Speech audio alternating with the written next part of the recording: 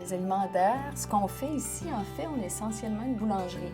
Donc, à tous les jours, on fait du pain frais qu'on va par la suite trancher et griller pour faire des toasts, des pains bâtons, des petites baguettes.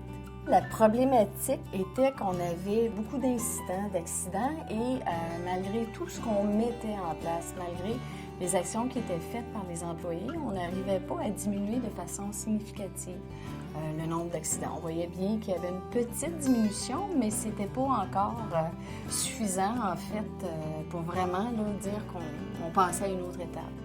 Au CSS, on a commencé à regarder c'était quoi le problème. On a dit, c'est quoi les étapes qu'il faut faire. Il a fallu structurer c'est quoi qu'on visait, notre objectif. En collaboration avec tout le monde, il fallait qu'on soit tous d'accord.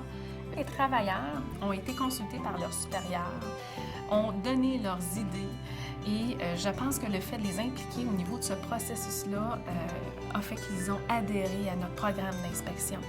On regardait vraiment tout de A à Z dans un département, que ce soit le plancher, que ce soit les sorties d'urgence, le cadenassage, en prenant en note les points qu'on voulait valider à chaque mois. Alors, quand il y a un point à corriger, bien sûr, le superviseur va faire une demande mécanique qui se retrouve par la suite dans le département de la maintenance et eux vont faire le suivi concernant les priorités. Le fait d'avoir structuré nos inspections, de les avoir organisées de façon mensuelle, a fait vraiment qu'on est passé chez nous en mode proaction.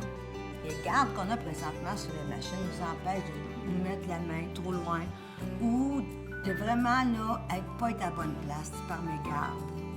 On a notre place de travail, c'est là qu'on joue. Tu peux pas jouer ailleurs. Si tu joues ailleurs, si tu vas lever une porte, tout arrête. Si tu mets quelque chose qui n'est pas à sa place, c'est sûr que ça va arrêter à quelque part. Aujourd'hui, les nouvelles mesures qu'ils prennent, ils ont changé le quotidien. Nous autres ici, on est fiers, on veut la sécurité, il faut faire attention. J'en mange de la santé et sécurité, là. Pour moi, que le monde vienne travailler ici le matin, qu'ils rentrent avec tout le membre, puis que le soir, ils partent, puis qu'ils sont bien. C'est sûr qu'ils sont fatigués, mais qu'ils soient bien physiquement. On va fêter cette année 3 ans sans accident, avec perte de temps. Ce qu'on a mis en place visait à changer la culture parce qu'on se rendait compte qu'il fallait que les employés puissent prendre la santé et sécurité comme étant quelque chose qui fait partie du travail quotidiennement. Les gens vont au-devant, les gens font des propositions, les gens veulent que le travail se fasse dans un milieu sécuritaire, puis ils proposent des choses pour que ça se fasse.